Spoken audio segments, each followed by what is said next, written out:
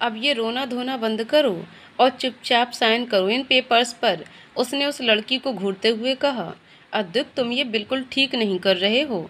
मैंने तुम्हें अपना सबसे अच्छा दोस्त माना था, लेकिन मुझे नहीं पता था तुम इतने गिरे हुए इंसान हो। वो लड़की रोते हुए बोली, मुझे तुम्हारा ये लेक्चर सुनने में कोई इंटरेस्ट नहीं है। जल्दी से साइन करो, देर हो रही है, मुझे और भी काम है तुम्हारा ये मेलो ड्रामा देखने के अलावा। अद्विक ने कहकर अपनी आंखों पर चश्मा चढ़ा लिया। आकृति ने कुछ पल उसे नफरत भरी निगाहों से घूरा और फिर सिसकते हुए सामने पड़े कागजों पर साइन कर दिया। मुबारक हो, आज से आप दोनों पति पत्नी हुए, वकील ने कहा। तो एक टेढ़ी मुस्कान अद्विक के होठों पर फैल गई। मुबारक हो बीवी। अद्विक ने आकृति के कंधे पर हाथ रखकर उसे खुद से सटाते हुए कहा। तो आकृति ने नफरत से घूरते हुए उसका हाथ झटक दिया। ऐसा नहीं था कि अद्विक ने पहली बार उसे टच किया था, पर इस बार उसके छूने भर से ही आकृति को घिन आ रही थी। उसकी इस हरकत पर अद्विक खुलकर मुस्कुरा उठा। उसने आकृति का हाथ पकड़ा और उसे लेकर बाहर आ गया। देखो अद्विक, तुमने जो कुछ भी कहा मैंने किया, अब प्लीज मेरे भाई को छोड़ दो। आकृति की आवाज़ में दर्द झलक आया था। अद्विक ने कुछ पल आकृति को देखा और फिर बोला, इतनी भी क्या जल्दी है बीवी, अभी तो हमें सच की शादी करनी है। मतलब ये कि अभी हम मंदिर में शादी करेंगे। वो क्या है ना, तुम्हारी ये सूनी मांग और ये खाली गला मुझे बिल्कुल अच्छा नहीं लग रहा। और उसके बाद होगा तुम्हारा गृह प्रवेश। माँ अपनी बहू का वेट कर रही है घर पर। उसके बाद तुम्हारे भाई को छोड़ दूंगा। डोंट वरी बीवी, अद्विक ने कहा। तो आकृति के चेहरे पर कड़वाहट पसर गई। चलें बीवी। अद्विक ने उसे बीवी कहने पर आकृति बुरी तरह से चिढ़ गई और जल्दी से गाड़ी का दरवाजा खोलकर उसमें बैठ गई। अद्विक भी मुस्कुराते हुए गाड़ी में आ बैठा और उसने गाड़ी मंदिर की ओर घुमा दी। कुछ ही देर में गाड़ी एक मंदिर के बाहर आकर रुकी। दोनों गाड़ी से उतरकर मंदिर की ओर बढ़ गए। पंडित जी, सब तैयारी हो गई ना? अद्विक ने पंडित जी से कहा। जी जजमान, जैसा आपने कहा था सब तैयारी हो गई, क्योंकि अद्विक ने पहले ही पंडित जी को सारी तैयारी करने को कह दिया था, इसलिए सब कुछ तैयारी था। पंडित जी ने दोनों को मंडप में आने को कहा। दोनों वहां आए तो पंडित जी ने उनका गठबंधन किया और उन्हें बैठने को बोला। दोनों बैठ गए तो पंडित जी ने मंत्रोच्चारण शुरू किया। कन्या अपना हाथ वर के हाथ में दें, पंडित जी ने कहा। तो अद्विक ने उसका हाथ पकड़कर अपने हाथ में रख लिया। कुंड में आहुति देने के बाद पंडित जी ने दोनों को फेरों के लिए खड़े होने को बोला। दोनों खड़े हो गए और मंत्रोच्चारण के बीच दोनों 7 जन्म साथ निभाने के वचनों के साथ 7 फेरे लेने लगे। फेरों के बाद अद्विक ने उसके गले में मंगलसूत्र बांधकर उसे हमेशा के लिए एक बंधन में बांध दिया। साथ ही उसकी मांग में अपने नाम का सिंदूर भरकर ये ऐलान कर दिया कि अब से उस पर सिर्फ आकृति का हक है और आकृति पर सिर्फ उसका। जैसे ही अद्विक ने आकृति की मांग में सिंदूर भरा, वैसे ही उसकी आंख से आंसू बह निकला। कितने सपने सजाए थे उसने इस दिन के लिए, क्या क्या ना सोचा था अपनी शादी को लेकर, लेकिन ऐसा कुछ तो उसके सपनों में शामिल ही नहीं था। यहाँ तक कि ये शख्स जिसके साथ जन्म जन्मांतरों तक के बंधन में बंधी है, वो तो बिल्कुल भी नहीं था, और जो था उसे तो इस बारे में कोई भनक भी नहीं थी। आज से आप दोनों पति पत्नी हुए। पंडित जी की आवाज़ से आकृति की तंद्रा टूटी। दोनों झुककर पंडित जी के पैर छूकर उनका आशीर्वाद लिया। पंडित जी ने भी स्नेह से उसके सर पर हाथ रख दिया। उनका आशीर्वाद लेकर दोनों अद्विक के घर की ओर निकल गए। मुबारक हो मिसेस आकृति, अद्विक सिंह शेखावत। गाड़ी चलाते हुए अद्विक ने आकृति को छेड़ दिया, जिससे आकृति चिढ़ गई। उसने अद्विक को घूरा तो उसने अपनी एक आंख दबा दी, तो आकृति ने उसकी बेशर्मी पर कुड़कर बाहर की ओर चेहरा कर लिया। कुछ देर बाद गाड़ी एक सुनसान सी जगह पर आकर रुकी। ऐसी जगह देखकर आकृति को घबराहट होने लगी। अचानक ही अद्विक उसकी ओर झुक गया, जिससे आकृति की रही सही जान भी सूख गई। अद्विक ये क्या? अद्विक ने उसके होठों पर अपनी उंगली रख दी। चुपचाप मेरी बात सुनो, अब बहुत हो गई मस्ती मजाक, अब हम घर जा रहे हैं। अगर तुमने वहाँ होशियारी दिखाई ना, तो मुझसे बुरा कोई नहीं होगा। वहाँ जाकर ऐसा दिखाना कि हमारी लव मैरिज है और तुम मेरे साथ बहुत खुश हो।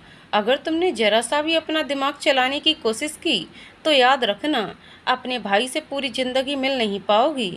आई बात समझ में? अब्दुक ने उसे घूरते हुए कहा।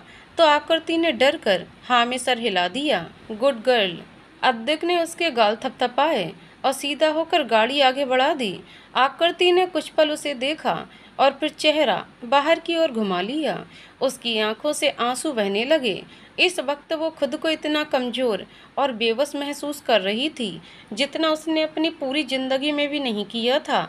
अगर बात उसके भाई की नहीं होती तो वो कब का अब्दुक को सबक सिखा चुकी होती, मगर इस वक्त वो बेहद मजबूर थी। कुछ देर बाद गाड़ी एक घर के सामने आकर रुकी। घर न ज़्यादा बड़ा था और न ही छोटा, पर देखने में काफ़ी खूबसूरत लग रहा था। गाड़ी से उतरकर अब्दुक ने डोरबेल बजाई तो एक 45 से 50 साल की औरत ने घर का दरवाज़ा खोला। दरवाजे पर अब्दुक को किसी लड़की के साथ वो भी शादी के जोड़े में देखकर उनको बहुत हैरानी हुई। वो आंखें फाड़कर दोनों को देख रही थी और अब्दुक के चेहरे पर मुस्कान ऐसे चिपकी थी जैसे किसी ने उसके होठों को पकड़कर उसके गालों पर फेविकोल से चिपका दिया हो। और आकृति उसकी मुस्कुराहट देखकर मन ही मन कुढ़ रही थी। अरे माँ, अब क्या सारी रात बाहर ही रखने का इरादा है? अपनी बहू का स्वागत नहीं करोगी? अब्दुक मुस्कुराता हुआ बोला। तो समिता जी की तंद्रा टूटी। एक मिनट, तुम दोनों यहीं रुको। अरे ओ लक्ष्मी, जल्दी से आरती की थाली लेकर आ। उन्होंने घर में काम करने वाली को आवाज़ दी। उनका कहा मानकर लक्ष्मी जल्दी से रसोई में भाग गई। थोड़ी ही देर में लक्ष्मी सभी सामान लेकर आ गई। समिता जी ने दोनों की आरती की और आकृति को अपना दाहिने पैर से चावल से भरा कलश गिराने को कहा। आरती ने भारी मन से कलश को ठोकर मारी। लक्ष्मी ने एक सफ़ेद कपड़ा दरवाजे पर बिछा दिया और एक लाल रंग से भरी थाली को वहीं रख दिया। बेटा, पहले अपना दाहिना पैर आगे रखो और इस कपड़े पर अपने पैरों की छाप छोड़ते हुए अंदर आ जाओ। आकृति उस थाल में खड़ी हो गई, फिर अपना दाहिना पैर आगे बढ़ाकर उस सफ़ेद कपड़े पर अपने पैरों की छाप छोड़ते हुए अंदर आ गई। अब्दुक ने जैसे ही घर के अंदर आने को पैर बढ़ाया, तभी एक झन्नाटेदार थप्पड़ उसके गाल पर पड़ा। माँ, वो अपने गाल पर हाथ धरे हैरानी से अपनी माँ को देख रहा था, जो दुर्गा माँ बनी उसे घूर रही थी। ये क्या है माँ? अपनी बहू का स्वागत मिठाई से और मेरा पिटाई से, ये गलत बात है। अब्दुक ने मुंह बनाते हुए बोला। लक्ष्मी, जरा मेरा डंडा उठाना। समिता जी ने उसे घूरते हुए बोला। माँ, माँ, क्या कर रही हो माँ?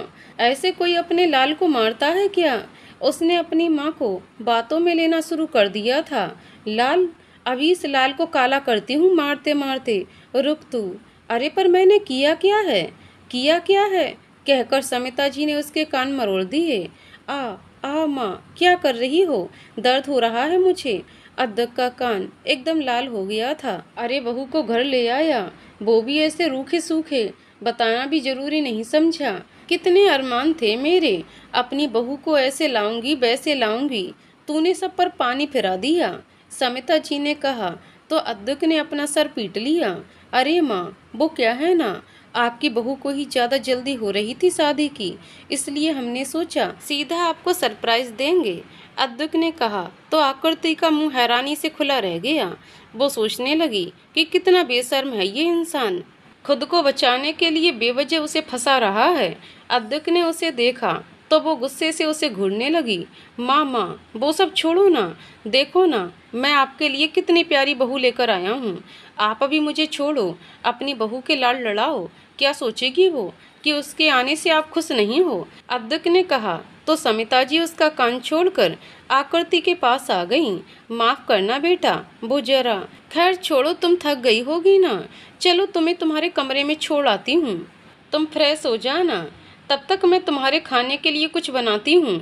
मुझे पता है इस नालायक ने कुछ नहीं खिलाया होगा तुम्हें। आओ चलो, समिता जी ने कहा तो आकृति हल्के से मुस्कुरा दी। समिता जी उसे लेकर अब्दुक के कमरे में आईं। तुम कपड़े बदल लो, फिर थोड़ा रुक कर। अरे तुम्हारे पास तो कपड़े ही नहीं होंगे, रुको मैं कुछ लेकर आती हूँ। ये नालायक भी ना पहले बता देता तो मैं सब तैयारी तो करके रखती। बड़बड़ाते हुए कमरे के बाहर निकल गईं।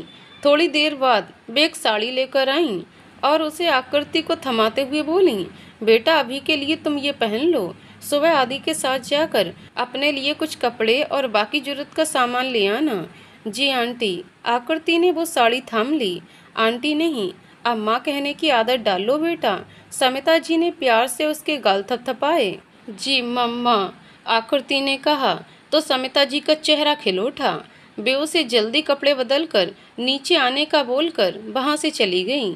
आकृति ने वो साड़ी उठाई और बाथरूम में चली गई। बाथरूम में आकर उसकी नज़र आईने पर पड़ी। कितनी बदली हुई लग रही थी वो। ऐसा भी क्या बदला था सिर्फ एक दिन में? हाँ, बदला तो था। अब वो सिर्फ किसी की बेटी या किसी की बहन नहीं थी, अब वो किसी की पत्नी, किसी की बहू भी थी। उसकी नज़र उसके गले में पड़े मंगलसूत्र और मांग में सजे सिंदूर पर गई तो उसके रुके हुए आंसू फिर से बह निकले। वो कुछ देर यूं ही आईने में देखती रही, फिर जब रुका ना गया तो अपना चेहरा हाथों से ढककर रो पड़ी। अद्दुक कपड़े बदलने के लिए कमरे में आया था। आकृति को कमरे में ना पाकर वो परेशान हो उठा। ये कहाँ चली गई? कमरा देखने के बाद वो बालकनी में गया, वो वहाँ भी नहीं थी। फिर वो बाथरूम के पास आया तो उसे किसी के रोने की आवाज़ सुनाई दी तो वो घबरा गया। आकृति, तुम अंदर हो क्या? आकृति, बाहर आओ। वो दरवाज़ा पीटते हुए बोला। आकृति, तुम सुन रही हो? बाहर आओ। अंदर से कोई आवाज़ नहीं आई तो उसने फिर से दरवाज़ा खटखटाया। आकृति ने उसकी आवाज़ सुनी तो जल्दी, हाँ जल्दी आओ। अद्दुक ने उसकी आवाज़ में भारीपन महसूस कर लिया था। वो बेहद बेचैन हो गया था। थोड़ी देर बाद बाथरूम का दरवाज़ा खुला और आकृति बाहर आई। अद्दुक ने नज़र उठाकर उसे देखा तो उसकी लाल आंखें देखकर उसके मन में टीस सी उठी। वो तेजी से उसके पास आया और उसका चेहरा अपने हाथों में लेकर बोला, क्या हुआ आकृति? तुम रो क्यों रही हो? कोई प्रॉब्लम है तो मुझे बताओ। दूर रहो मुझसे। तुम्हारी ये झूठी हमदर्दी की जरूरत नहीं है। ये ढोंग मत करो मेरे सामने, समझे? उसने अद्दुक के हाथ झटक दिए। अद्दुक कुछ कहने को हुआ, तभी उसकी नज़र दरवाजे पर खड़ी समिता जी पर गई। माँ, आप यहाँ? अद्दुक ने बात संभालते हुए कहा तो आकृति भी जल्दी से नॉर्मल हो गई। उसने अपने आंसू साफ करके एक झूठी मुस्कान अपने चेहरे पर सजा ली। वो मैं तो तुम दोनों को खाने के लिए बुलाने आई थी, समिता जी ने कहा। जी आंटी, मतलब माँ, हम बस आ ही रहे थे। आकृति ने अपनी फिसलती जवान को संभाल लिया था। ठीक है, जल्दी आ जाओ, समिता जी ने मुस्कुराते हुए कहा और वहाँ से चली गईं। अद्दुक ने एक नज़र आकृति को देखा और कमरे से निकल गया। थोड़ी देर बाद आकृति भी नीचे आ गई। समिता जी खाना परोसने लगीं तो आकृति ने उनके हाथ से बर्तन लेकर उन्हें कुर्सी पर बैठा दिया। आप आराम से बैठिए माँ, ये सब मैं कर लूँगी। अरे नहीं नहीं बेटा, आज ही तो तुम आई हो, तुम रहने दो, मैं कर लूँगी। समिता जी पहले दिन ही उससे काम करवाने में हिचक रही थीं। माँ, आप आज तक ये सब करते आए हो, अब आप आराम करिए, बाकी सब मैं संभाल लूँगी, आकृति ने अपनेपन से कहा तो समिता जी मना नहीं कर पाईं। वहीं अद्दुक के होठों पर भी प्यारी सी मुस्कान फैल गई। खाना खाने के बाद आकृति ने सारे बर्तन किचन में रखे और समिता जी के साथ उनके कमरे में आ गई। बेटा, इस वक्त तुम्हें अद्दुक के साथ होना चाहिए, वो इंतजार कर रहा होगा, समिता जी ने कहा। अब क्या मैं अपनी माँ के पास भी नहीं आ सकती? इतना भी हक नहीं है मेरा? आकृति ने नाराजगी जताई तो समिता जी मुस्कुरा उठी। वे उसके गाल थपथपाकर बोली, क्यों नहीं आ सकती? बिल्कुल आ सकती हो। जितना आदि का हक है उतना ही तुम्हारा भी है। उनकी बात सुनकर आकृति उनकी गोद में सर रखकर लेट गई। आज न जाने कितने सालों के बाद उसे माँ की ममता भरी गोद नसीब हुई थी। जब वो 8 साल की थी तभी उसके भाई को जन्म देते हुए उसकी माँ चल बसी थी। माँ की मौत के कुछ महीनों के बाद ही पिता ने दूसरी शादी कर ली ताकि उनके बच्चों को माँ का प्यार मिलता रहे, लेकिन ये उनके सबसे बड़ी गलती थी। सौतेली माँ जब नई नई आई थी तब तो उसने दोनों बच्चों को बहुत प्यार से रखा, लेकिन फिर उसके पापा अपने काम में इतने बिजी हो गए कि बच्चों के लिए वक्त ही नहीं रहा, तो नई माँ ने भी बच्चों पर ध्यान देना बंद कर दिया। कुछ समय बाद उनके खुद के बच्चे भी हो गए तो हालात और ज़्यादा बदतर हो गए। पहले तो जो थोड़ा बहुत ध्यान उनका रखती थी अब वो भी बंद हो गया। साथ ही बढ़ गए उन मासूमों पर अत्याचार। आकृति के पापा के घर से निकलते ही वो दोनों पर जुल्म करने लगती। घर का सारा काम आकृति से करवाती, ना उसे स्कूल जाने देती। बड़ी मिन्नतों के बाद उसे स्कूल जाने की अनुमति मिली, वो भी इस शर्त पर कि वो घर का सारा काम करके जाएगी और आकर भी सारा काम वही करेगी। जरा सी भी गलती हो जाए तो उसका खामियाजा मासूम आकृति को हर रोज अपने शरीर पर एक नया निशान लेकर चुकाना पड़ता। उसके शरीर पर कभी थप्पड़ का निशान होता तो कभी जलने का। साथ ही अपने पापा को कुछ भी बताने पर आकृति और उसके भाई को जान से मारने की धमकी दी जाती। नई माँ के साथ उनके बच्चे भी उसे हमेशा परेशानी करते। कुछ समय बाद आकृति इन सब की आदी हो गई, लेकिन उसकी माँ और उनके बच्चों के व्यवहार में कोई बदलाव नहीं आया। उनके अत्याचार दिन पर दिन बढ़ते चले गए। क्या हुआ बेटा, कहाँ खो गई? समिता जी की आवाज़ से आकृति वर्तमान में आ गई। नहीं माँ, कुछ नहीं, बस ऐसे ही। आकृति उठकर बैठ गई थी। रात बहुत हो गई है, अब जाकर आराम करो, समिता जी ने प्यार से उसके गालों को छूकर कहा। तो वो हाँ में सर हिलाकर वहाँ से चली गई। आकृति अपने कमरे में आई तो अद्विक को जागते हुए देखकर हैरान रह गई। अद्विक बेड के सिरहाने से कमर लगाए अपने लैपटॉप में कुछ कर रहा था। उसकी आहट पाकर उसने सर उठाया और बोला, कितनी देर लगा दी, मैं कब से तुम्हारा इंतजार कर रहा था। कि तुम क्यों मेरा इंतजार कर रहे थे? आकृति का मन किसी अनहोनी से घबरा रहा था। अद्विक ने गौर से आकृति को देखा तो पाया एक अनजाने से डर ने उसके चेहरे पर अपनी जगह बना ली थी। माथे पर पसीना तैर रहा था, शरीर में हल्की कंपन होने लगी थी। अद्विक कुछ देर तक उसे देखता रहा और अगले ही पल उसके होठों पर शैतानी हंसी तैर गई। वो उठा और आकृति की ओर बढ़ गया। मेरे पास क्यों आ रहे हो? तुम दूर रहो मुझसे। आकृति उसे घबराई सी पीछे हटने लगी। तुमने पूछा था ना, मैं तुम्हारा इंतजार क्यों कर रहा था। अरे आज शादी हुई है हमारी, और ये रात शादी के बाद की पहली रात। आज तो मौका भी है और दस्तूर भी, तो क्यों ना आज मौके पर चौका मारा जाए। अद्विक ने शौकी से कहा। तो आकृति के शरीर में एक झुरझुरी सी दौड़ गई।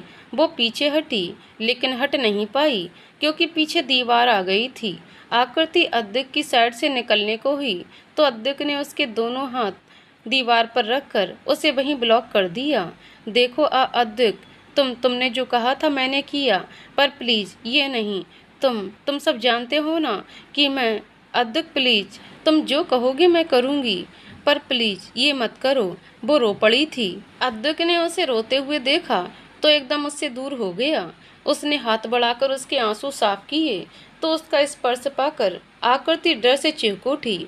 उसे उससे ऐसे घबराते देखकर अद्विक को बहुत बुरा लगा। वो बिना कुछ बोले जाकर बिस्तर पर लेट गया। कुछ देर तक जब कोई हलचल नहीं हुई तो आकृति ने अपनी आंखें खोलकर देखा। उसकी नज़र बेड पर लेटे हुए अद्विक पर गई, जो उसे ही देख रहा था। सो जाओ, रात बहुत हो गई है, कहकर अद्विक ने करवट बदल ली। आकृति आकर बेड के पास खड़ी हो गई और सोचने लगी कि आखिर वो सोए कहाँ। अद्विक के साथ बिस्तर साझा करने में उसे झिझक महसूस हो रही थी। अगर तुम्हें लग रहा है कि मैं तुम्हारे लिए अपना बेड छोड़कर सोफे पर या ज़मीन पर सोऊंगा तो भूल जाओ। ये कोई मूवी नहीं है, रियल लाइफ है। इसलिए सो जाओ चुपचाप और बेफिक्र रहो। मैं अपनी साइड ही रहूँगा पूरा टाइम। सो जाओ आराम से। अद्विक ने आंखें बंद किए हुए ही कहा और सीधा होकर अपनी आंखों पर हाथ रख लिया। तुम 1 इंच भी इधर मत खिसकना, आकृति ने कहा। तो अद्विक उसे खा जाने वाली नज़रों से घूरने लगा। उसे गुस्से में देखकर आकृति सक पकाकर बिस्तर पर बैठ गई।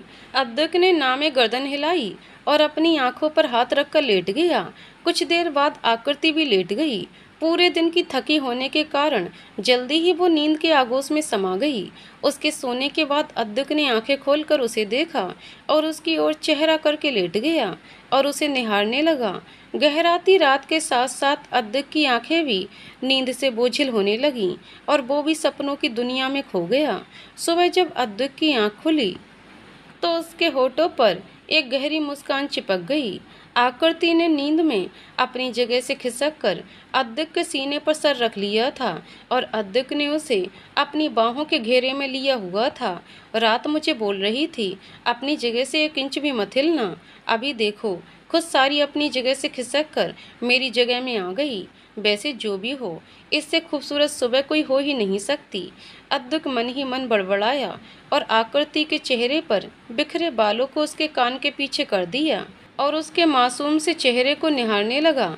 कितनी शांत और मासूम लग रही थी वो, बिना किसी छल कपट के, एकदम निश्चल मासूम बच्ची। आकृति की गर्म सांसें अद्दुक के सीने पर पड़ रही थीं, जो उसे मदहोश करने के लिए काफ़ी थीं। अद्दुक ने खुद पर संयम रखा और आकृति को अपने सीने से हटाकर बेड पर ठीक से सुला दिया और हल्के से उसका माथा चूमकर धीरे से बोला, थैंक यू मेरी सुबह इतनी खूबसूरत बनाने के लिए। काश हर सुबह आज की जैसी ही हो। अद्दुक ने प्यार से उसके बाल उसके कान के पीछे समेटे और अपने कपड़े लेकर बाथरूम में चला गया। थोड़ी देर बाद वो बाहर आया तो देखा आकृति अभी भी सो रही है।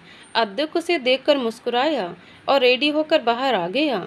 अरे आ गया बेटा तू, समिता जी ने नाश्ता टेबल पर लगाते हुए कहा। क्या बात है, आज चप्पल की जगह प्यार कैसे बरस रहा है। अद्दुक शैतानी से बोला तो समिता जी उसे घूरने लगी। इज्जत तो हजम होती ही नहीं है ना तुझे, मुझे बस आपके हाथों का खाना हजम होता है। अब जल्दी से नाश्ता दो, बहुत भूख लगी है। अद्दुक प्लेट से पराठा उठाते हुए बोला, ओए वापस रख उसे। समिता जी ने उसके हाथ पर मारा। पर क्यों, मुझे बहुत भूख लगी है। अद्दुक ने बेचारा सा मुंह बनाकर कहा, बहू के बिना ही खाएगा, वो आने वाली होगी, उसके साथ ही खाना। माँ वो अभी सो रही है, मैं ऑफिस के लिए लेट हो जाऊंगा, आप जल्दी नाश्ता दो। अद्दुक ने कहा और वापस से पराठा उठा लिया। अच्छा हाँ, थक गई होगी ना, कोई ना उसे सोने दे, तू नाश्ता करके जा। समिता जी उसकी प्लेट में नाश्ता परोसने लगी। नाश्ता करने के बाद अद्दुक ऑफिस के लिए निकलने लगा।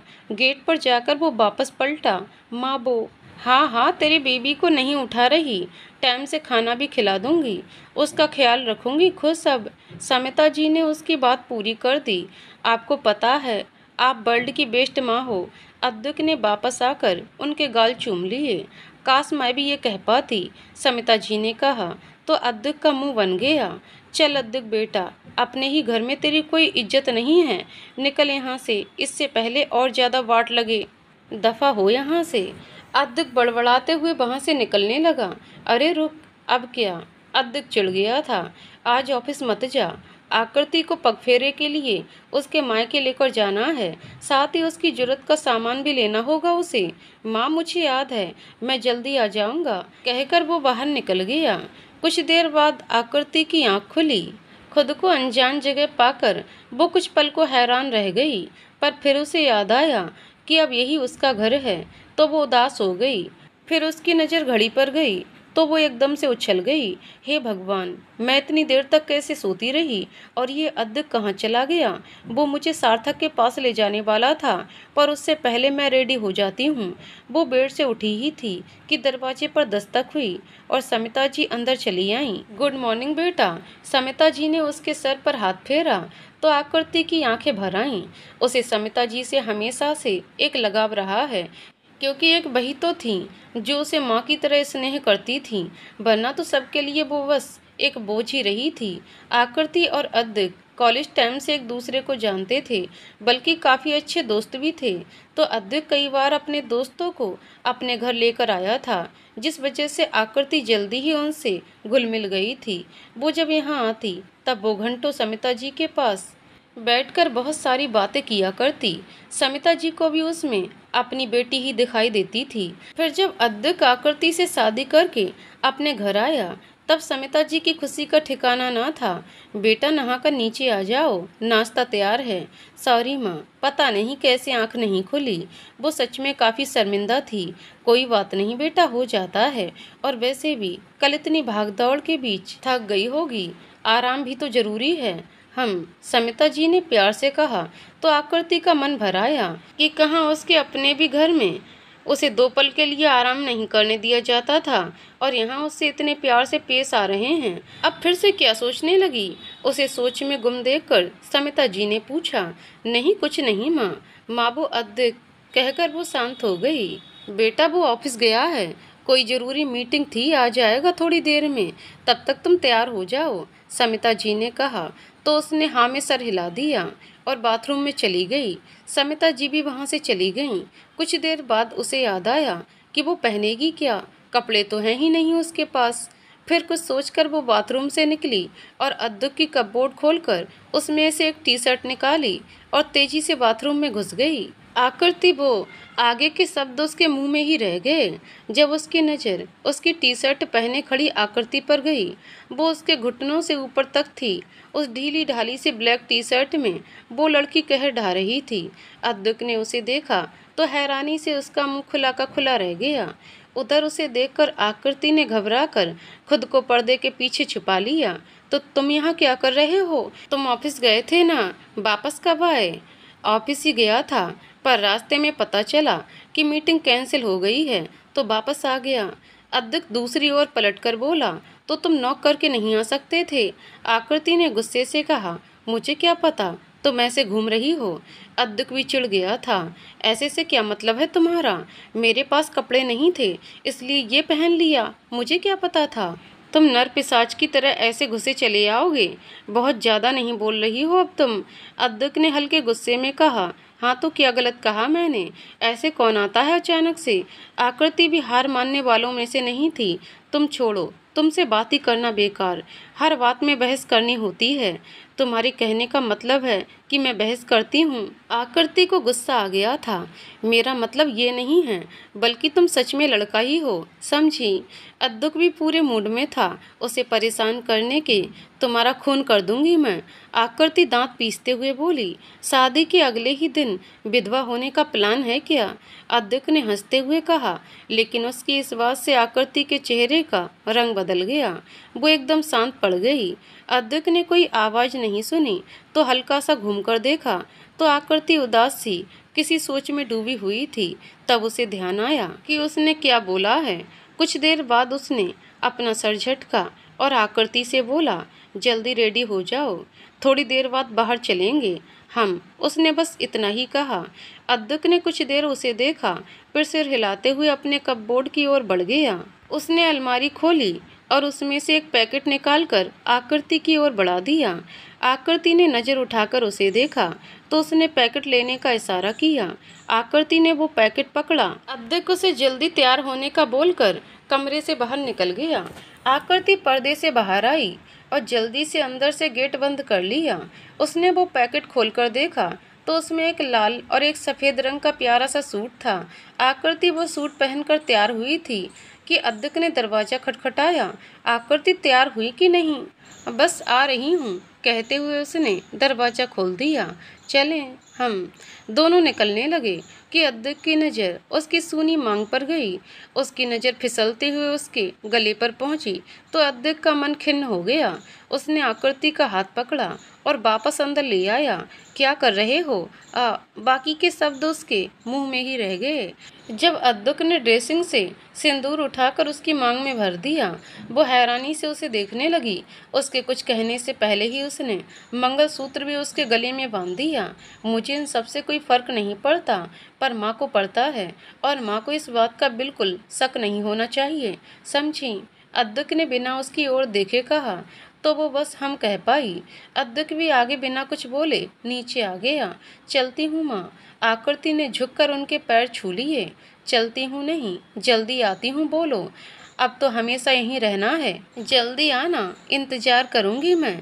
समिता जी ने प्यार से उसके गाल को छूकर कहा तो उसकी आंखों में नमी उतर आई। थोड़ी देर बाद दोनों वहां से निकल गए। अद्दुक ने गाड़ी एक छोटे से घर के सामने जाकर रोकी और दोनों घर के अंदर आ गए।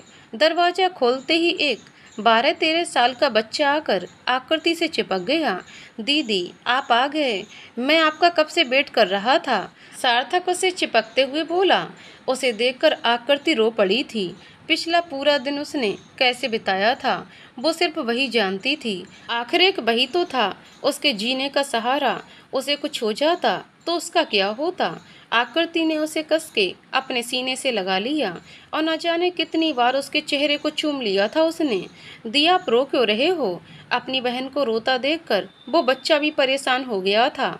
अब मुझे छोड़कर मत जाना बेटा, वरना तुम्हारी दी जी नहीं पाएगी। आकृति ने वापस से उसे गले से लगा लिया था। पर दी, मैं तो यहीं था, आप ही अपनी मीटिंग के लिए गए थे ना? बड़ी ने बताया था मुझे, और आपने ही उन्हें बोला था कि वो मेरा ख्याल रखें। सार्थक ने अद्विक की ओर इशारा किया तो आकृति उसे देखने लगी। अच्छा, चलो मेरे पास, तुम्हारे लिए कुछ है, अद्विक ने कहा तो सार्थक ने उसका हाथ पकड़ लिया। जल्दी आओ, बाहर वेट कर रहा हूँ तुम्हारा, कहकर अद्विक सार्थक को लेकर वहां से बाहर की ओर चला गया। बाहर आकर अद्विक ने सार्थक को बहुत सारी चॉकलेट दी, जिन्हें पाकर सार्थक बहुत खुश हो गया। थोड़ी देर बाद आकृति बाहर आई। सार्थक को अद्विक के साथ हंसता मुस्कुराता देखकर उसे बहुत सुकून मिला। अद्विक ने सबको गाड़ी में बैठने का इशारा किया और दोनों को लेकर वहां से निकल गया। कुछ देर बाद गाड़ी आकृति के पापा के घर के बाहर आकर रुकी। हम यहाँ क्यों आए हैं? आकृति को बिल्कुल अंदाजा नहीं था कि अद्विक इस तरह से उसे यहाँ लेकर आ जाएगा। तुम्हारे पग फेरों की रस्म के लिए। अद्विक ने उसे नीचे उतरने का इशारा किया, लेकिन उसने उतरने से मना कर दिया। वो कैसे जा सकती थी इस घर में? अपने पापा को क्या जवाब देगी और वो कैसे रिएक्ट करेंगे ये देखकर कि उनकी बेटी ने उन्हें बिना बताए शादी कर ली, और जब वो इस बारे में सवाल करेंगे तो वो क्या जवाब देगी?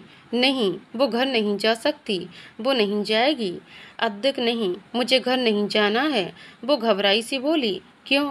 क्योंकि बोला ना, मुझे नहीं जाना मतलब नहीं जाना। तुम्हें समझ क्यों नहीं आती एक बार में? वो चीख पड़ी थी। अद्विक ने कुछ पल उसे ऐसे ही देखा, फिर बोला, हो गया ड्रामा, अब ये ड्रामा बंद करो और जल्दी उतरो गाड़ी से। पर अद्विक, उसने इतना ही कहा था कि अद्विक उसे घूरने लगा। उसे गुस्से में देखकर आकृति झट से गाड़ी से उतर गई। अद्विक आकृति और सार्थक के साथ आकृति के घर के दरवाजे पर खड़ा हुआ था। उसने आकृति का हाथ कस के पकड़ा हुआ था। वहीं आकृति डर से बुरी तरह कांप रही थी। अद्विक ने डोरबेल बजाई। कुछ देर बाद एक औरत ने दरवाजा खोला। आकृति को देखते ही उनका मुंह बन गया था। उनकी नज़र आकृति के हाथ पर गई, जो अद्विक ने मजबूती से थामा हुआ था। उनके तन बदन में आग लग गई। आकृति अभी भी डर की वजह से कांप रही थी।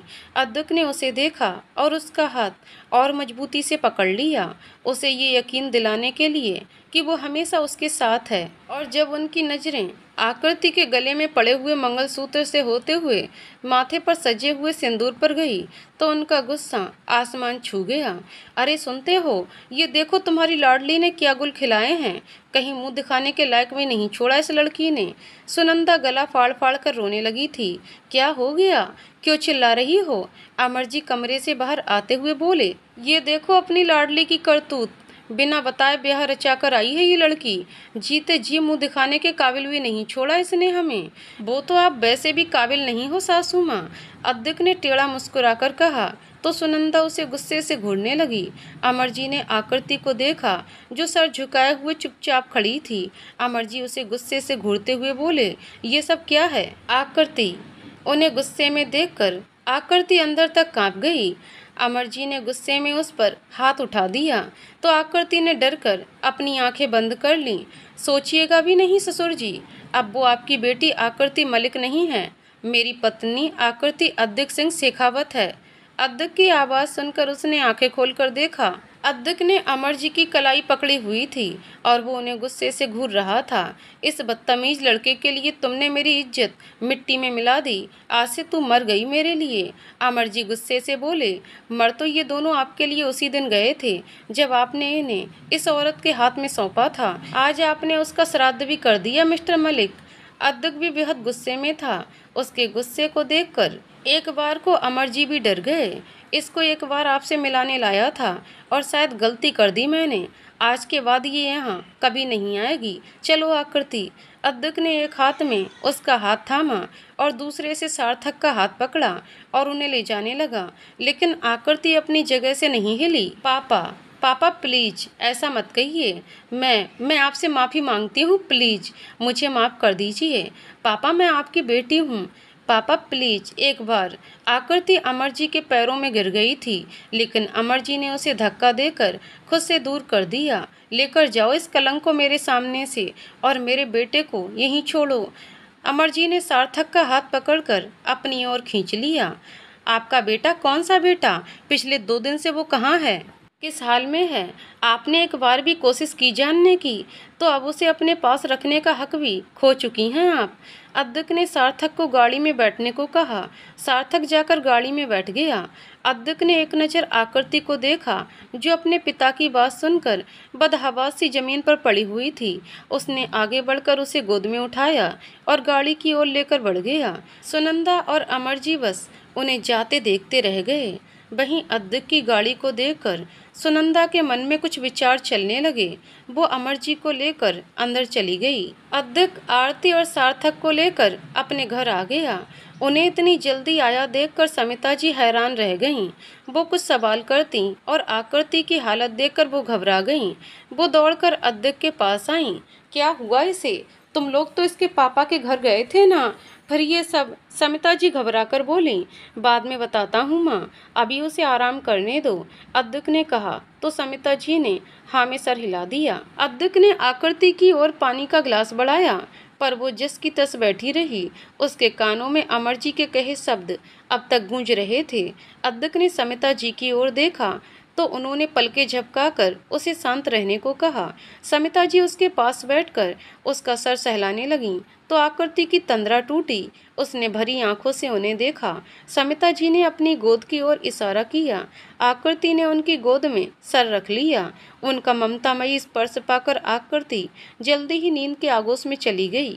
उसके सो जाने के बाद समिता जी बाहर आईं और अद्विक से इस बारे में पूछा तो अद्विक ने उन्हें सब बताया जो वहाँ हुआ था। वो तो होना ही था बेटा। एक माँ बाप के लिए ये बेहद असहनीय होता है कि उनकी बेटी उन्हें बिना बताए किसी से शादी कर ले, वो भी उससे जिसे वो जानते तक नहीं हो। तो बुरा तो लगता ही है। तुम दोनों को शादी से पहले एक बार उनसे बात करनी चाहिए थी, वो मान जाते थोड़ी सी मेहनत के बाद। समिता जी ने एक बेटी के माँ बाप का पक्ष रखा था। वो नहीं मानते माँ। उन्हें उसकी खुशी से कोई फर्क ही नहीं पड़ता, बल्कि उसके जीने मरने से भी कोई फर्क नहीं पड़ता। आज के बाद आकृति और सार्थक उस घर में वापस कभी नहीं जाएंगे। वो इस वक्त बेहद गुस्से में था। उसके गुस्से को देखते हुए समिता जी ने चुप रहना ही सही समझा। शाम तक आकृति काफ़ी बेहतर हो गई थी, तो समिता जी ने अद्विक से आकृति को बाहर ले जाने को कहा। अद्विक ने भी हामी भर दी। अद्विक कमरे में आया तो देखा सार्थक और आकृति बातें कर रहे हैं। उसे देखकर आकृति ने चेहरा फेर लिया, जो अद्विक के दिल को छलनी कर गया, पर उसने कुछ नहीं कहा। हे चैंप, चलो बाहर घूमने चलते हैं। अद्विक सार्थक के पास बैठते हुए बोला। ओके जीजू, सार्थक ने कहा। तो दोनों उसे हैरानी से देखने लगे। ये किसने बोला तुम्हें? अद्विक ने पूछा। वो आंटी ने बताया कि आप दी के हस्बैंड हो, तो आप मेरे जीजू हुए, इसलिए मैं आज से आपको जीजू ही बुलाऊंगा। सार्थक खुश होते हुए बोला। वहीं अद्विक के लिए खुद का हस्बैंड सुनकर आकृति के मन में नफरत पनपने लगी। उसने नफरत से अद्विक की ओर देखा और फिर चेहरा घुमा लिया। अद्विक ने उसे ऐसा करते हुए देख लिया था और कुछ कहा नहीं।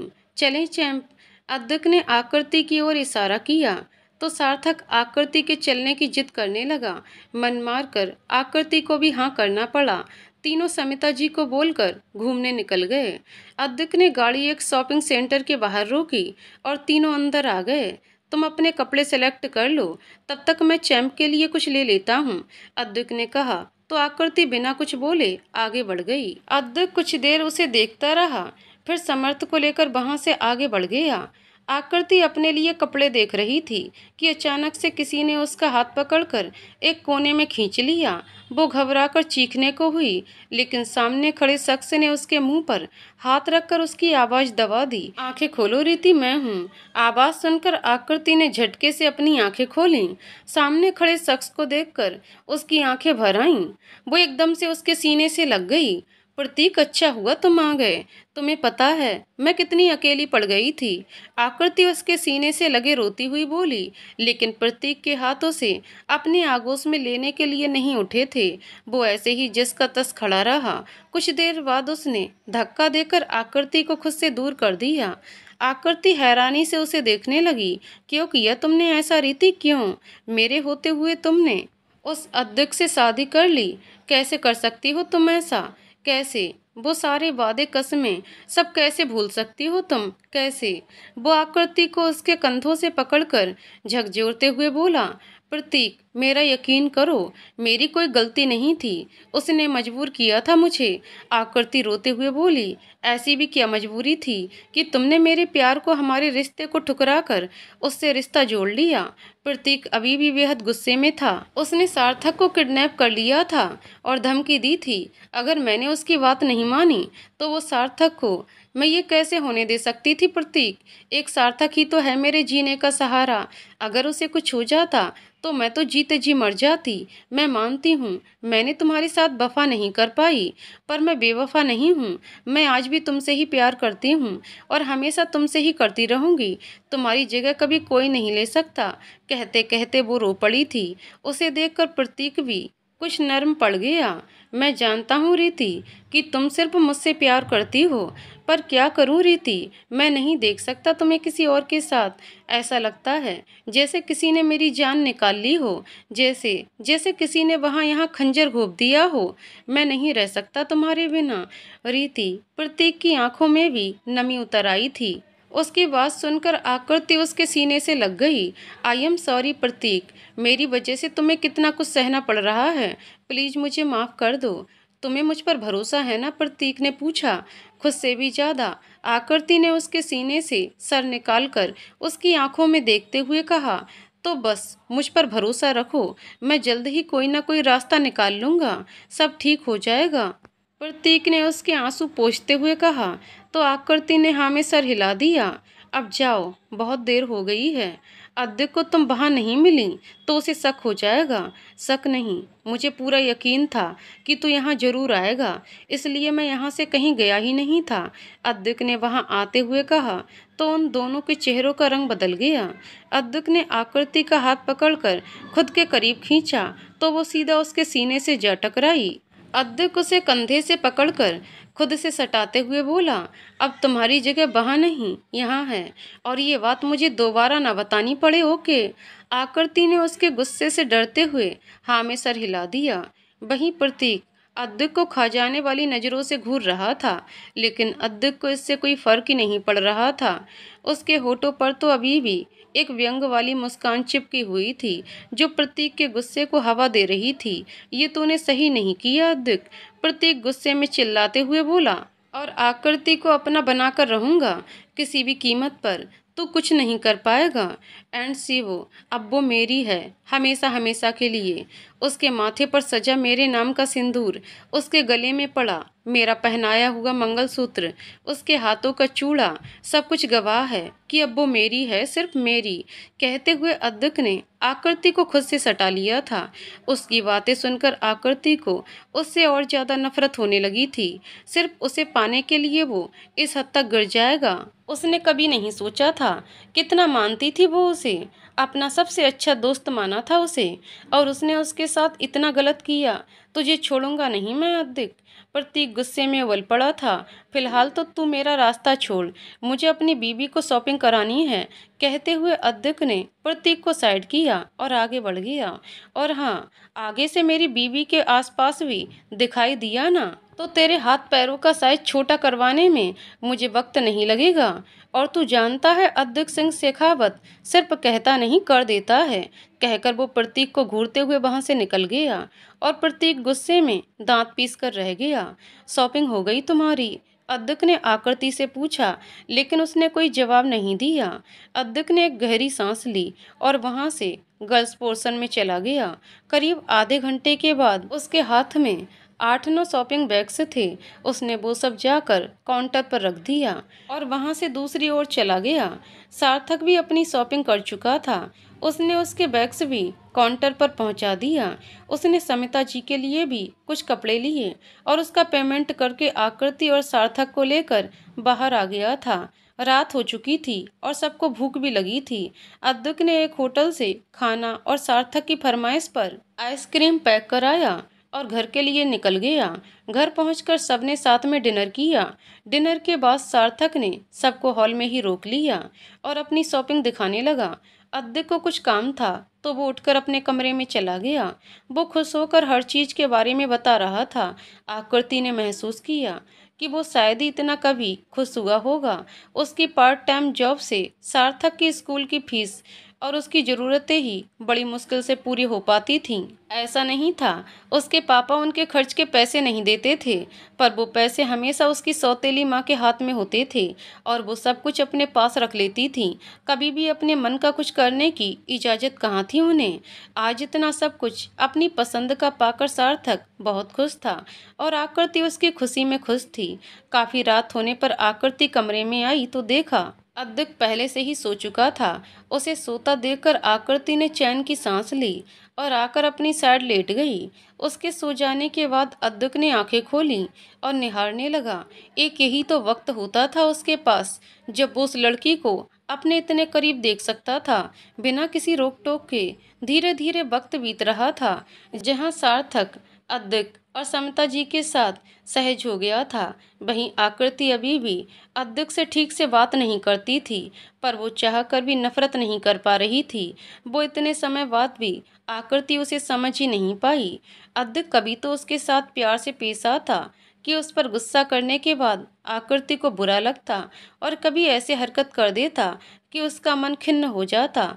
वो इस इंसान को समझ ही नहीं पा रही थी। हाँ, इस चीज में एक बात अच्छी हुई थी कि आकृति को अद्विक की आदत लग चुकी थी। फिर चाहे वो रात को बिस्तर पर अपनी जगह से खिसक कर अद्विक के सीने पर सिर रख कर सोना हो या फिर उसके सिंदूर लगाना भूल जाने पर रोज अपने हाथों से उसकी मांग भरना हो या फिर समिता जी की खुशी के लिए रोज रात को देर तक जाग कर अद्विक का इंतजार करना हो, उसे इन सब चीज़ों की आदत लग चुकी थी। या कहें कि उसे अब ये सब बुरा नहीं लगता था, यह शायद अच्छा लगने लगा था।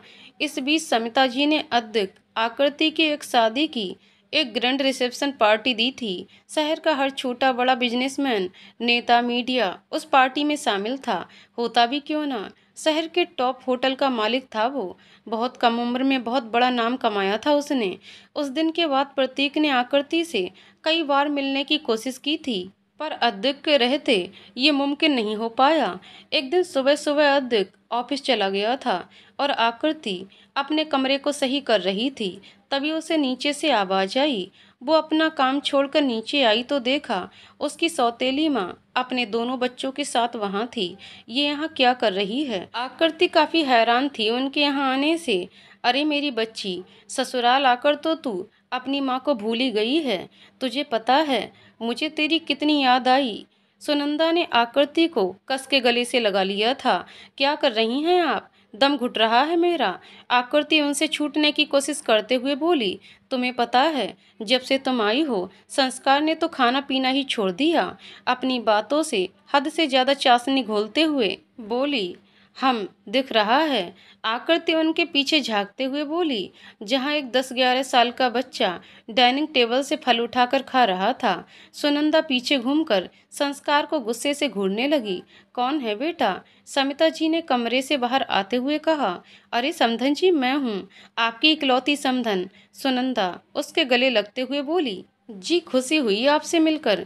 उन्होंने जबरदस्ती मुस्कुराते हुए कहा। असल में तो खींच हो रही थी उन्हें उनसे इस तरह से चिपकने से। दी, अद्विक जी कहाँ हैं? आकृति की सौतेली बहन काम्या ने मुस्कुराते हुए कहा। जीजू, जीजू हैं वो तुम्हारे, तो जरा अदब से बात करो समझी। आकृति ने दो टूक कहा तो सब उसे हैरानी से देखने लगे। जिस लड़की की उनके सामने जवान तक नहीं खुलती थी, वो शादी के महीने भर बाद ही ऐसे सामने से जवाब दे रही थी। सुनंदा ने काम्या को इशारा किया तो वो मुस्कुराकर बोली, ओ सॉरी दी, जीजू कहाँ हैं? ऑफिस गए हैं, आकृति ने कहा। कब तक आएंगे? काम्या तुरंत बोली। तुम्हारे जाने के बाद, आकृति ने जवाब दिया। तो दोनों माँ बेटी खिसिया गईं और समिता जी ने बड़ी मुश्किल से अपनी हंसी कंट्रोल की। आइए बहन जी बैठिए ना। समिता जी ने उन्हें बैठने का इशारा किया तो दोनों लपक कर नरम मुलायम सोफे पर पसर गईं। समिता जी ने आकृति को इशारा किया तो वो किचन में चली गई। कहिए बहन जी, कैसे आना हुआ? समिता जी ने औपचारिकता बस पूछा। अब आपको जाना चाहिए, पापा घर आ गए होंगे, आकृति ने कहा। तो तीनों मन मार कर जाने के लिए तैयार हो गईं। समिता जी उन्हें भेंट देने लगीं तो आकृति ने ये कहकर मना कर दिया कि वो लोग बेटी के घर से कुछ नहीं लेकर जाते, ऐसी परंपरा है उनके परिवार में। मजबूरी में उन्हें आकृति की हाँ में हाँ मिलाना पड़ा और मन मसोस कर वहाँ से जाना पड़ा। रात को अद्विक घर आया तो देखा आकृति डाइनिंग टेबल पर सर झुकाए सो रही थी। शायद उसका इंतजार करते करते वहीं सो गई थी। उसे देखकर अद्विक के होठों पर मुस्कान फैल गई। वो बिना आवाज किए अपने कमरे में चला गया और फ्रेश होकर नीचे आ गया। फिर चुपचाप किचन में जाकर खाना गर्म करके बाहर ले आया।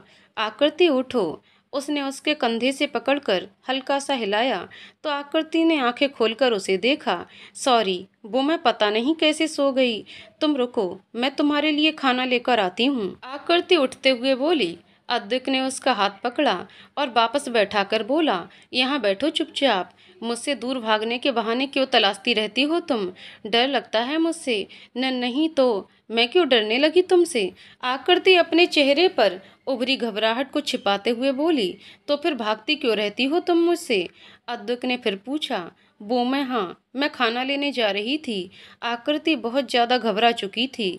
अद्विक का इस तरह से प्यार से बात करना उसके मन में डर पैदा कर रहा था।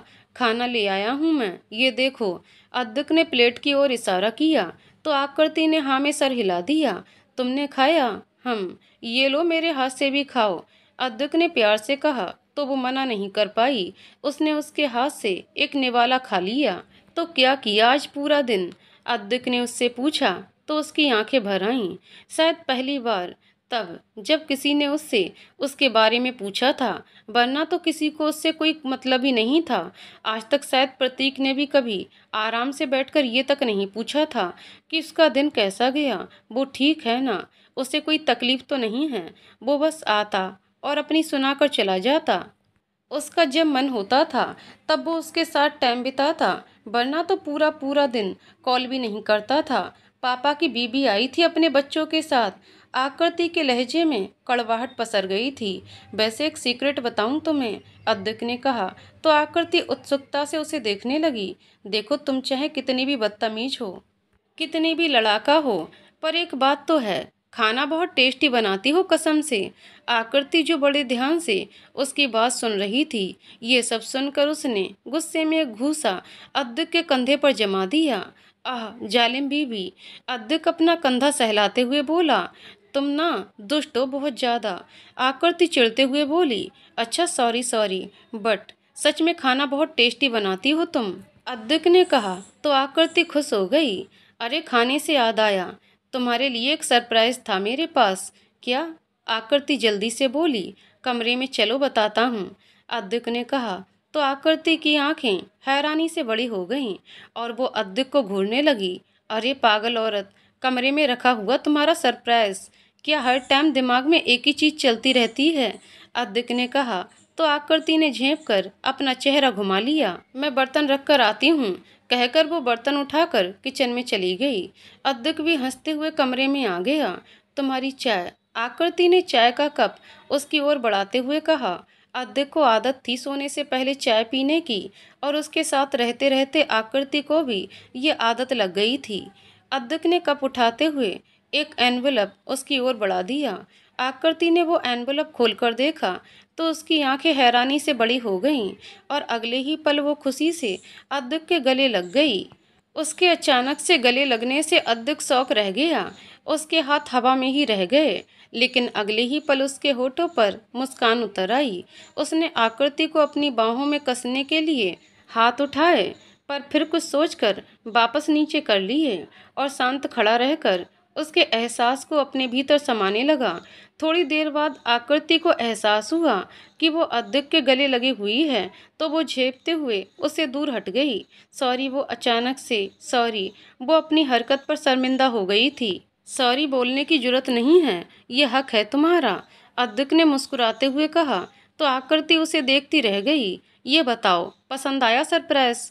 अद्विक उसकी झेप मिटाते हुए बोला। बहुत बहुत बहुत ज़्यादा। तुम्हें पता है, मेरा कब से सपना था कि मैं एक फेमस शेफ बनूं। Thank you so much. You know you are the best, Akriti ने उस फॉर्म को देखते हुए कहा। या आई नो, अद्विक हंसकर बोला। तो आकृति भी हंस पड़ी। पर तुम्हें कैसे पता इस बारे में? इस बारे में तो मैंने बस ये, कहते कहते वो शांत हो गई। एक बार तुमने ही तो बताया था, अद्विक मुस्कुराते हुए बोला। मैंने कब? अरे वो तो मैंने ऐसे ही बातों बातों में बोल दिया था। तुम्हें वो भी याद था? आकृति काफी हैरान थी। तुम्हारी कही कोई बात कभी भूला हूँ क्या मैं, जो ये भूल जाता? अद्विक ने कहा। तो आकृति सोच में पड़ गई। इतने सालों पहले मजाक में कही गई बात भी उसे आज तक याद थी, यहाँ तक कि वो उसके सपने को पूरा भी करना चाहता था। उसने एक बार प्रतीक से इस बारे में जिक्र किया था और उसने ये कहकर टाल दिया था कि उसे ये सब करने की कोई जरूरत नहीं है, वो है कमाने के लिए, और उसे बिल्कुल पसंद नहीं कि आकृति बाहर जाकर काम करे। आकृति ना चाहते हुए भी अद्विक और प्रतीक को कंपेयर करने लगी थी, जिसमें हर कसौटी पर अद्विक ही खरा उतर रहा था। अद्विक हर चीज में प्रतीक से बेहतर था, पर उसने गलत किया है उसके साथ। उसे उसके प्यार से दूर करके आकृति के अंतर्मन से आवाज आई। उसका मन थोड़ा कड़वा हो गया। तुम फिर कहाँ खो गईं? क्या सोचने लगीं? अद्विक ने उसे पुकारा तो वो वर्तमान में लौटी। नहीं, कुछ नहीं, मेरे बारे में सोच रही थी ना। मेरे बारे में सोचने की जरूरत नहीं है, मैं तो यही हूँ तुम्हारे पास, अद्विक ने शरारत से कहा। तो आकृति उसे घूरने लगी। हाय, कितने प्यार से देखती हो तुम, इंसान को हार्ट अटैक आ जाए खुशी से। पर मुझ पर रहम करो, मेरे मासूम से दिल पर तरस खाओ, अभी इसको अटैक की कोई जरूरत नहीं है, अद्विक नौटंकी करते हुए बोला। तो आकृति को हंसी आ गई। सच में दुष्ट हो तुम, वो भी बड़े वाले, आकृति हंसते हुए बोली। अब जो भी हूँ, जैसा भी हूँ, तुम्हारा ही हूँ। अब इस दुष्ट को पूरी जिंदगी झेलना पड़ेगा तुम्हें, इसके अलावा कोई ऑप्शन नहीं है तुम्हारे पास, अद्विक सरगोशी से बोला। तो आकृति उसके कंधे पर मारकर बोली। सो जाओ चुपचाप, बड़े आए दुष्ट कहीं के। अद्विक को 5 मिनट नहीं लगे थे उसका मूड ठीक करने में। हर बार ऐसा ही होता, जब भी आकृति उदास होती, अद्विक ऐसे ही ऊट पटाक बातें कर कर उसका मूड ठीक कर देता। अच्छा बताओ, कल आ रही हो ना टेस्ट का टेस्ट देने? अद्विक ने हंसते हुए कहा। आकृति ने उसे देखा तो बोला। अरे देखो, बेशक तुम मेरी बीवी हो, पर मैं अपनी पर्सनल और प्रोफेशनल लाइफ को अलग रखता हूँ, तो किसी के साथ गलत ना हो, इसलिए टेस्ट तो तुम्हें देना पड़ेगा। तो कल रेडी रहना, ओके? अद्विक ने कहा। तो आकृति हल्का सा मुस्कुरा दी और उसे गुड नाइट बोलकर लेट गई। कुछ ही देर में दोनों नींद के आगोश में समा गए। अगले दिन अद्विक आकृति को लेकर अपने होटल चला गया। वो काफी खुश थी आज। आखिर उसका बचपन का सपना पूरा होने में सिर्फ एक कदम की दूरी थी। वो अद्विक ने उसका हाथ थामा और अंदर आ गया, जहां कुकिंग कंपटीशन चल रहा था। सो लेडीज एंड जेंटलमैन, जैसा कि आप सब जानते हैं कि टेस्ट का फर्स्ट राउंड शुरू होने वाला है, और हर साल की तरह इस साल भी एक एंड मोमेंट एंट्री होने वाली है, और वो कंटेस्टेंट हैं मिसेस आकृति अद्विक सिंह शेखावत। अद्विक ने सबको संबोधित करते हुए कहा, क्योंकि सब जानते थे कि अद्विक की शादी आकृति से हुई है, तो किसी को आश्चर्य नहीं हुआ। उसके आकृति अद्विक सिंह शेखावत बुलाने पर अद्विक ने आकृति का नाम पुकारा, तो आकृति उसके पीछे से निकलकर सामने आ गई। एक नीले रंग की साड़ी में सिंपल से लुक में कहर ढा रही थी वो। वहां मौजूद हर लड़के की नज़र उस पर जमी हुई थी। उन्हें अद्विक से जलन हो रही थी, और लड़कियां भी थीं, उन्हें भी आकृति से जलन हो रही थी।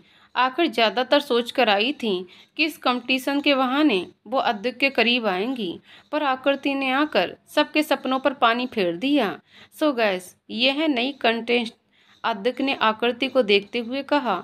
पर मिस्टर शेखावत, ऐसे तो बाकी सबके साथ डिस्क्रिमिनेशन होगा, एक कंटेस्टेंट ने कहा। जी नहीं, किसी के साथ कोई डिस्क्रिमिनेशन नहीं होगा। मैं इस बार जज पैनल में नहीं हूँ, मेरा कोई भी फैसला मान्य नहीं होगा, तो जजेस को जो बेस्ट लगेगा वही होगा। टेस्ट का विनर और कोई क्वेश्चन, अध्यक्ष ने कहा तो सबने नामे सर हिला दिया। वहीं आकृति एक बार फिर से सोच में पड़ गई। वो समझ नहीं पा रही थी कि आखिर ये आदमी है क्या। कभी इतना बुरा कि कोई नफरत करने पर मजबूर हो जाए, तो कभी इतना अच्छा कि कोई चाह कर भी इससे नफरत ना कर पाए। आखिर है क्या ये, क्यों इतना कॉम्प्लिकेटेड है ये इंसान। All the best. अध्यक्ष की आवाज़ सुनकर उसकी तंद्रा टूटी। उसने अध्यक्ष को देखा जो मुस्कुराते हुए उसे ही देख रहा था। वहीं पास खड़े फोटोग्राफर ने इस मोमेंट को तस्वीर में कैद कर लिया। आखिर उन्हें भी तो अपने चैनल के लिए कुछ मसाला चाहिए था। अध्यक्ष ने दोबारा उसे ऑल द बेस्ट बोला और आगे जाने को कहा। आकृति उसे थैंक यू बोलकर अपनी जगह अप्रूव जाकर खड़ी हो गई। अध्यक्ष ने उसे थम्स अप का इशारा किया तो आकृति मुस्कुरा उठी। कुछ ही देर में फर्स्ट राउंड शुरू हुआ। सभी को आधे घंटे का टाइम दिया गया था और हर कोई अपनी पसंद की कोई ना कोई डिश बना सकता था। सब जल्दी जल्दी अपना टास्क पूरा करने में लग गए। ये पूरा कंपटीशन लाइव शो किया जा रहा था। अध्यक्ष ऑडियंस सेक्शन में बैठा मुकाबले का लुत्फ उठा रहा था। साथ ही उसकी नज़रें बराबर आकृति पर बनी हुई थीं। बीच बीच में आकृति भी नज़रें उठाकर उसे देख लेती। बदले में अध्यक्ष अपनी मुस्कुराहट उसकी ओर उछाल देता और आकृति झेप कर वापस अपने काम में जुट जाती। उसकी इस हरकत पर अध्यक्ष फिर से खुलकर मुस्कुरा उठता। सब बड़ी तल्लीनता से खाना बनाने में जुटे हुए थे। बीच बीच में जजेस अपनी जगह से उठकर सभी कंटेस्टेंट जाकर चेक कराते कि वो लोग क्या बनाने की कोशिश कर रहे थे। ओनली 10 मिनट्स लेफ्ट, एंकर ने कहा तो सब और तेजी से अपने हाथ चलाने लगे। कुछ देर बाद आकृति ने प्लेटिंग शुरू की और जल्दी ही खत्म करके शांत खड़ी हो गई और अध्यक्ष की ओर देखा।